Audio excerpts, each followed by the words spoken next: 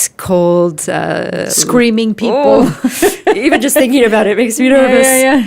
So what we want to do is we want to address some of those early experiences, and often people can bring it back to one experience in particular. And so the way the shamanic healers think about this is that when a body experiences a trauma, whether it's an accident or abuse or something along this line, part of the personality fractures off. And they say that it's almost like part of the soul leaves the body. And that soul just wants to go away to somewhere that's safe, where it feels comfortable, and not in the place where there's trauma happening. And even in psychology, this is a known thing that this happens. Why would you want to stick around? But the problem is when that soul piece doesn't reintegrate. The healing may happen. The body might physically heal, but part of the soul might not want to come back because maybe part of the psyche of the person is damaged or something. And so what the shamans do is they travel to that place and find that soul part and then reintegrate it back into the person. So there's a few ways that it's done. There's two sort of schools of thought on soul retrieval.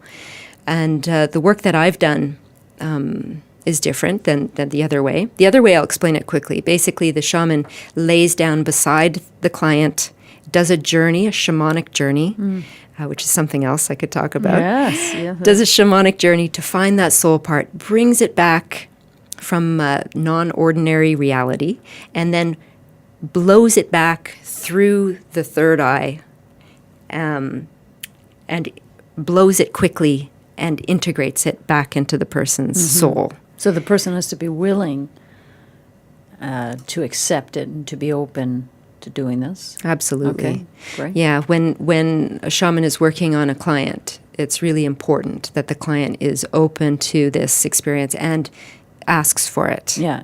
There has to be that willingness and that just the belief that this is going to work, really. I mean, you have to also be open to it. So that's one way. Now, the way that I've been trained to do it is where the person actually journeys to find the soul part themselves. So there's that feeling of empowerment that comes with finding this piece on your own. But before this piece comes back, you have to do a little bit of house cleaning. And the house cleaning basically is about cleaning up some of those relationships in your life that maybe they're holding you back from being your true self, from finding your true path or your strongest, most confident self that you can be. And so when we clean up some of those relationships, we often work on the relationship the person has with the father, relationship with the mother, maybe siblings, and then possibly with some of the earlier relationships you'd had, maybe with an older relative or a neighbor or something along this line. And when the person finally does go to find their soul part, they can let that soul part know that I've changed. I'm older now, I'm wiser. I've done my healing work. Come back. I'm ready for you. I'm here for you now, and I want you back. That is just fascinating. I'm sure our listeners are very curious to know what they're listening to. This is The Alternatives. You have choices on CIDI 99.1. We're talking about shamanism with Shannon Brown. And if anyone knows a little bit about shamanism, I'm sure this is a known language to them. For those of you who don't know, it's a fabulous subject. We can go on for hours, and this show is dedicated to shamanism. And we are very curious to know, I'm sure, Shannon, that soul retrieval, this idea of part of you fragments when we go through something very shocking, very hurtful experience, and getting it back. It really rings true for me, I'm sure, and I'm I'm sure the listeners, that there's a part of you that is it's our defense mechanism. It's our survival mechanism, so that we can survive the present situation that we happen to be going through. And a shaman will practice bringing back the soul, and the person has to be willing. So let's go into the describing exactly how that happens more. Sure. Well, one thing I wanted to discuss, which I find incredibly fascinating, and it can also bridge into one of my other interests, which is dream work. But I mentioned that the shaman would do a journey. And when I say that, what I mean is that one of the other main tools of a shaman, and you may have seen images of shamans carrying a drum. So you might wonder, well, why is that? Well, the drum is a vehicle that's used by the shaman, by the shamanic community. And what happens is when the drum is being played, it creates a rhythm that helps transport the shaman to what's called non-ordinary reality. So basically, right now, we're hanging out. We're in ordinary reality. It's a little shifted because we're talking about this powerful subject. But I've got a table here under my hands, and I feel the solidness of everything, and I can see the way that I'm used to. But non-ordinary reality for shamans comes in 3 levels. There's the lower world, there's the middle world, and there's the upper world. And so the shaman will go on a journey, and that journey takes place while there's drumming happening. Sometimes it happens with a rattle. Sometimes it happens with bells.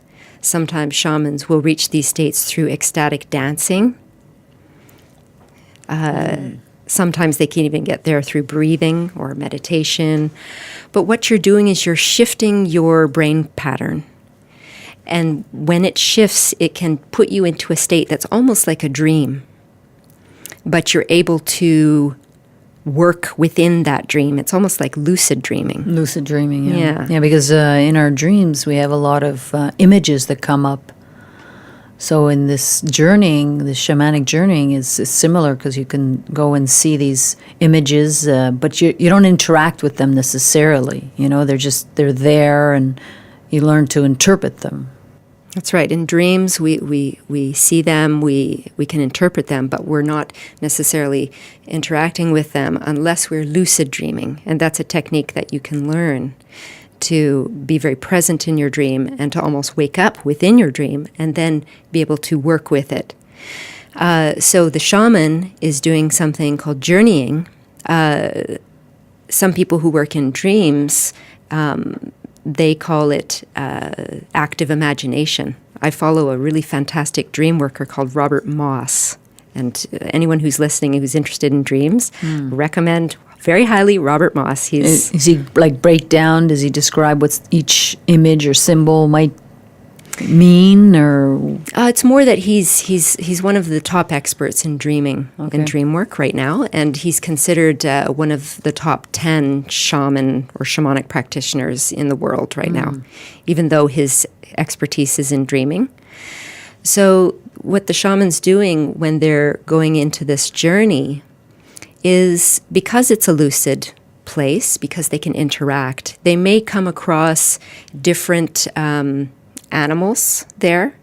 They might come across beings when they're in these places. They might come across guardians. And I've read a wonderful book by a woman called Sandra Ingerman, who has a great book called Soul Retrieval, as well as many, many other fantastic, fascinating books on shamanism, and a Which, website. by the way, you can find on soundstrue.com. Yeah, I love that that website too. Yeah, she has wonderful, wonderful books and so knowledgeable. So basically, when the shaman goes into these states, they go with the intention of finding